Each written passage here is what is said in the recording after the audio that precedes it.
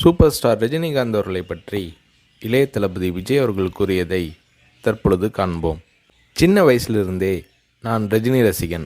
வாரத்தில் 4 நாள் ஸ்கூலுக்கு போனால் 3 நாள் ரஜினி படம் பார்த்துட்ருப்பேன். எனக்கு 5 வயசாகி இருக்கிறப்ப ரஜினி சாரோட அன்புக்கு நான் அடிமை படம் ரிலீஸ் ஆச்சு. எப்படியாவது படம் பார்த்துடணும்னு ஆசை. ஆனால் ஸ்கூலுக்கு கட்டடிச்சிட்டு போகிற வயசு அல்ல அது. அதனால் நான் என்ன பண்ணினேன்னா, அப்பா ஷூட்டிங்க்கு போன உடனே எங்கள் அம்மா கிட்ட ரொம்ப அடம் பிடிச்சி மேட்னி ஷோவுக்கு போயிட்டேன். மேட்னி ஷோ பார்த்துட்டு வெளியே வந்ததும் திரும்பவும் ஈவினிங் ஷோ பார்க்கணும்னு அடம் பிடித்தேன். ஒரு போடு போட்டு வீட்டுக்கு கூட்டி வந்து விட்டாங்க. அங்கிருந்து நேரே சுரேந்திர மாமா வீட்டுக்கு போனேன். அவருக்கு நான் செல்ல பிள்ளை. என்னடா திடீர்னு வந்திருக்கேன்னு கேட்டார். அன்புக்கு நான் அடிமை படம் பார்க்கணும்னு சொன்னேன். என்னடா திடீர்னு வந்து சொல்கிறானாரு. இல்லை, கண்டிப்பாக போகணும்னு சொன்னேன். சரி வா, அம்மா கிட்ட போய் சொல்லிட்டு போகலாம்னாரு. இல்லை, அம்மா கிட்ட சொன்னால் திட்டுவாங்க. நான் உங்கள் வீட்டில் இருக்கேன்னு சொல்லிட்டு வந்துட்டேன். படம் பார்த்துட்டு நைட்டு போயிடுறேன்னு. அதே மாதிரி சுரேந்திரர் மாமா கூட போய் 2வது தடவையாக படம் பார்த்துட்டு வீட்டுக்கு வந்துட்டேன். அப்படியும் சும்மா இருக்கலை. ஷூட்டிங் முடிஞ்சிட்டு 9 மணிக்கு அப்பா வந்தார். வாடா சாப்பிடலாம்னாரு. எனக்கு பசி இல்லைன்னு முகத்தை திருப்பிக்கிட்டேன்.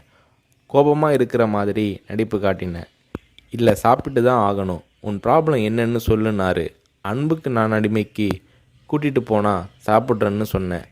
சாப்பாட்டை பரிமாறிக்கிட்டு இருந்த அம்மா என்னை பார்த்து, அட திருடா, என் கூட வந்து அந்த படத்தை மேட்னி ஷோவில் பார்த்துருக்குற மாதிரி முறைச்சி பார்த்தாங்க. சரி வந்து சாப்பிடுனாரு. சாப்பிட்டு முடித்ததும் நைட் ஷோவுக்கு கூட்டிகிட்டு போனார். உண்மையிலேயே அன்னைக்கு மேட்னி, ஈவினிங், நைட் ஷோன்னு 3 தடவை ரஜினி சார் படம் பார்த்தேன். படம் பார்த்துட்டு வந்ததும் அப்பா கிட்ட ஒரு அன்பு கட்டளை போட்டேன். நாளைக்கு நான் ரஜினி சாரை பார்க்கணும், அவர் கூட நின்று ஃபோட்டோ எடுக்கணும்னு சொல்லி அப்பாவோட கழுத்தை கட்டி பிடிச்சிக்கிட்டேன். அடுத்த நாள் காலை நானும் என்னோடய ஃப்ரெண்ட் கார்த்திக்கும் அப்பா கூட போனோம். ரஜினி சார் வாகினி ஸ்டுடியோவில் ஏதோ ஒரு ஷூட்டிங்கில் பிஸியாக இருந்தார். நான் ரஜினி சாரை நேரடியாக பார்க்கிறது அதுதான் முதல் தடவை. எப்படி ரஜினி சார்கிட்ட பேசுகிறதுன்னு பயந்துக்கிட்டு இருந்தேன். அவர் கூட்டிகிட்டு போய் அன்பாக பேசினார்.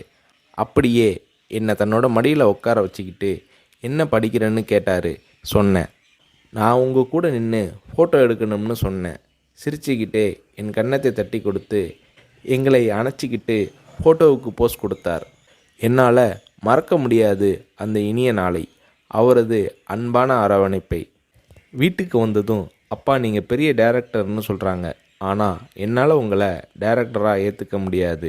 எப்போ எங்கள் தலைவர் ரஜினியை வச்சு டைரக்ட் பண்ணுறீங்களோ அன்னைக்கு தான் உங்களை டைரக்டராக ஏற்றுக்குவேன்னு சொன்னேன். அப்பா என்னை பார்த்தாரு. ஒரு ஹிந்தி படம் டைரக்ட் பண்ணுறதுக்காக எங்கள் அப்பா பாம்பே போனார். எனக்கு ஹாலிடேங்கிறதால நானும் அம்மாவும் கூட போயிருந்தோம். மும்பையில் இருந்த ப்ரொடியூசர் பூர்ணச்சந்திர ராவ் எங்கள் அப்பாவுக்கு ஃபோன் பண்ணி கூப்பிட்டதும் அப்பா அவரை பார்க்க போனார். வரும்போது ரொம்ப சந்தோஷமாக இருந்தார். ஹோட்டலுக்கு வந்ததும் என்னை கூப்பிட்டு, விஜய், நான் டைரக்டர் ஆயிட்டேனாரு. ரஜினி சாரை நடிக்க வச்சு டைரக்ட் பண்ண போகிறேன்னாரு. அந்த படம் தான் நான் சிகப்பு மனிதன். நீங்கள் நம்புறீங்களோ இல்லையோ, அந்த படத்தை நான் 17 தடவை பார்த்தேன். நடிக்கணும்னு ஆசைப்படுறியே, உனக்கு நடிப்பை பற்றி என்ன தெரியும்னு எங்கள் அப்பா கேட்டதும் உடனே அப்போதே ஒரு சீன் நடித்து காட்டினேன். அது என்ன சீன் தெரியுமா? அண்ணாமலை படத்தில் ரஜினி சார் பேசிய பெரிய டைலாக் சீன். நான் ரஜினி ரசிகனாக இருந்ததால் அவரோட பல வசனங்களை மனப்பாடம் பண்ணி வச்சுருந்தேன். அதில் ஒரு வசனம்தான் எனக்கு உதவியது. ரஜினி சார் சரத்பாபுவை பார்த்து தொடையில் தட்டிக்கிட்டு கோபமாக பேசுவாரே, அந்த வசனத்தை நான் பேசி நடிக்கிறத கொஞ்ச நேரம் அப்படியே கூர்ந்து கவனிச்ச எங்கள் அப்பா என்னை பக்கத்தில் கூப்பிட்டு, நாளைக்கு உனக்கு மேக்கப் டெஸ்ட் எடுக்கிறேன்னாரு. அவர் அந்த வார்த்தைகளை சொல்லி கை குலுக்கியதும் எனக்கு சிறகு முளைச்சி ஆகாயத்தில் பறக்கிற மாதிரி எல்லையில்லாத மகிழ்ச்சி பொங்கியது என்று நடிகர் ரஜினி அவர்களை பற்றி இளைய தளபதி விஜய் அவர்கள் கூறுகிறார்.